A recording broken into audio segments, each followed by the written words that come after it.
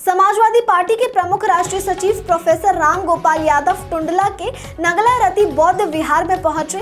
वहां जाकर उन्होंने भगवान बुद्ध की प्रतिमा पर पुष्पहार पहनाकर की पूजा अर्चना, महंत जनों का किया सम्मान। इसके साथ साथ बौद्ध समाज के लोगों से की मुलाकात। उपस्थित बौद्ध समाज के लोगों के द्वारा समाजवादी पार्टी के राष्ट्रीय महासचिव प्रोफेसर राम गोपाल यादव के गले में पुष्पहार पहनाकर, पगड़ी पहनाकर किया जोशीला स्वागत।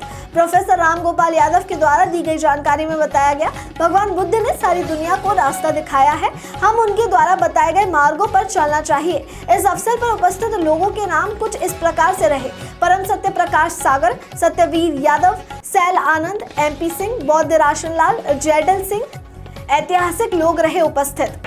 उसी श्रृंखला में आगे चलकर अम्बेडकर साहब ने भारत के संविधान में जो दबे पिछड़े सदियों से शोषित पीड़ित लोग थे, उनको बचाने के लिए, उनको अधिकार दिलाने के लिए संविधान बनाया। उस संविधान की रक्षा के लिए हमने लोगों से भी अपील की और भगवान बुद्ध और बाबा साहब अम्बेडकर को प्रणाम करते हुए ये उनसे आशीर्वाद मांगा है कि हम इस उद्देश्य में कि जो संविधान आपने बनाया वो सुरक्षित रहे, उसमें सफल हों और इसी तरह से आए थे। और भक्तों सर, हमेशा से देखा गया है राज्यसभा में आपने बहुत अच्छा बोला है, SC ST OBC माइनॉरिटी और तमाम ऐसे धर्मों के मतलब पक्ष में बोला है कि संविधान बचना चाहिए। निजीकरण जैसी जो समस्याएं हैं जो आम जन ग्रस्त हैं, तो उस संदर्भ में सर आपका प्रयास बहुत बेहतरीन है। यदि अगर सर आगामी लोकसभा चुनाव में अगर अच्छा जनमत की अपेक्षा आप करते हैं और अच्छी सीटें आ जाती हैं, तो सर क्या आपकी प्राथमिकताएँ रहेंगी? ये देखिए, जो संविधान ने हमें अधिकार दिए, मौलिक अधिकार, उनको विभिन्न कानूनों के जरिए जो इस सरकार ने छीना है, उन सारे कानूनों को निरस्त करने के लिए हमारा प्रयास होगा।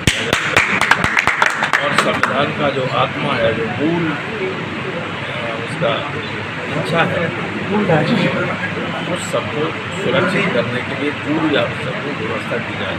आरक्षण हमारा इन्होंने एक तरीके से खत्म कर दिया है, उसको फिर से किया जाए।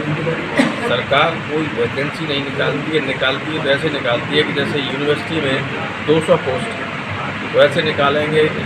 साइकोलॉजी 3, हिस्ट्री 2, 20-50 सब्जेक्ट है, किसी में 4 की वैकेंसी एक साथ नहीं निकालेंगे। निकलती थी पहले सब इकट्ठी, अगर 200 निकलें तो 50 जो है दलित और पिछड़ों की थी।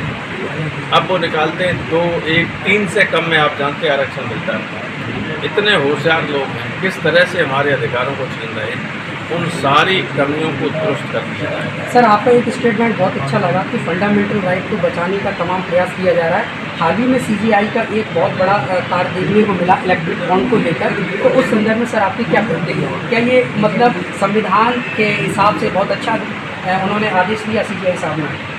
CGI ने इलेक्ट्रिक बॉन्ड पर और अभी एक व्यक्ति को इसलिए गिरफ्तार कर लिया गया था कि उसने एक भाषण किया था और कहा कि वो तुम्हारा सरकार की आलोचना में किसी पुलिस वाले ने एक जगह मुकदमा कर दिया कि वो ये आज की खबरों में बस इतना ही। देखते रहिए UP न्यूज़ एक्सप्रेस। धन्यवाद।